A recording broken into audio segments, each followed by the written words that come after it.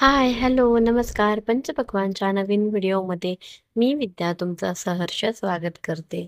आज आपण बनवणार आहोत अगदी 5 मिनिटात तयार होणारे आणि पेढ्यासारखे अगदी मऊ आणि अप्रतिम लागणारे रव्याचे लाडू. अगदी सोपी आणि झटपट होणारी ही रेसिपी आहे. चला तर रेसिपीला लगेच सुरुवात करूया. मी इथे एका कढईमध्ये साधारण 4 ते 4.5 चमचे इतकं साजूक तूप घेतलेलं आहे आणि आपण त्यामध्ये आता रवा एका भांड्याने मोजून घेणार आहोत. मी इथे एक फुलपात्र घेतलं आहे, त्याने मी हे रवा मोजून घेणार आहे. इथे मी 2 फुलपात्र इतका रवा घेतला आहे. रवा अगदी नॉर्मल रवा आहे.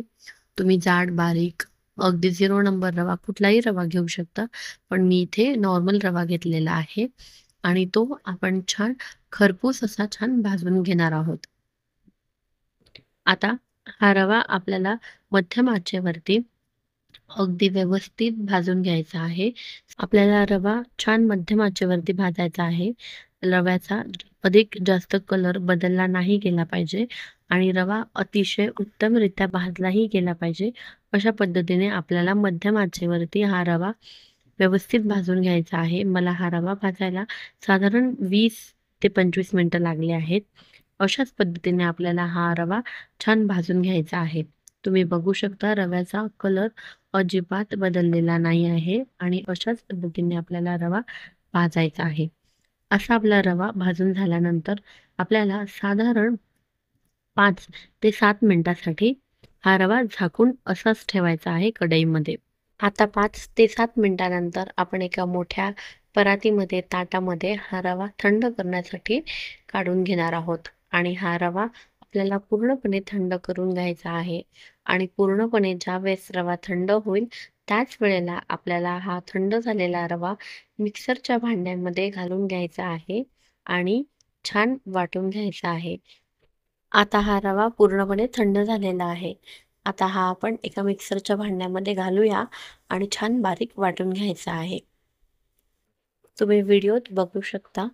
आपल्याला अशाच पद्धतीने हा रवा छान बारीक वाटून घ्यायचा आहे आणि हा वाटलेला रवा आता आपण पुन्हा त्या परातीत काढून घेणार आहोत आणि हा रवा छान काढल्यानंतर आता आपण ज्या भांड्याने रवा मोजला होता त्याच भांड्याने आपल्याला पिठी साखर मोजून घ्यायची आहे. मी इथे अर्ध फुलपात्र इतकी पिठी साखर घेतली आहे.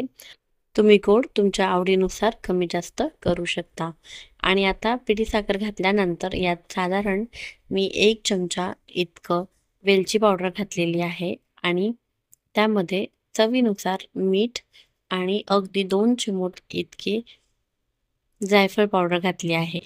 गोडामध्ये मीठ हे घालावंच, जेणेकरून आपल्या गोडाला छान चव येते.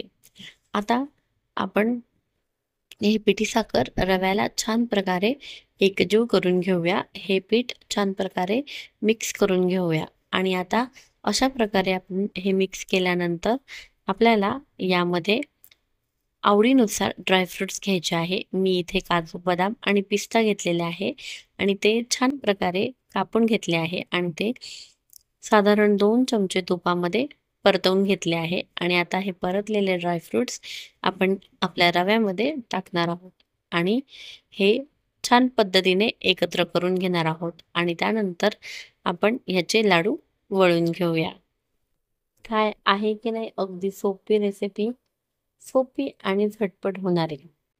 आशा करते तुम्हाला माझे व्हिडिओज आवडत असतील. जर आवडत असतील तर like, share with your friends and family आणि चॅनलवर जर नवीन असाल आणि चॅनलला अजूनही तुम्ही सबस्क्राईब केलं नसेल तर सबस्क्राईब करायला विसरू नका आणि त्याचबरोबर बेल आयकॉनवरही क्लिक करा, जेणेकरून मी टाकलेले नवनवीन व्हिडिओ तुमच्यापर्यंत सर्वप्रथम पोहोचतील.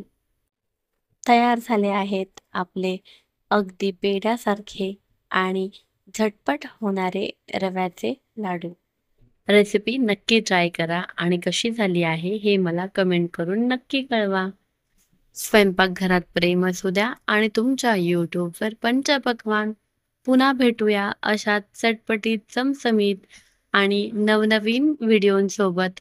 तोपर्यंत स्वतःची काळजी घ्या आणि चविष्ट राहा.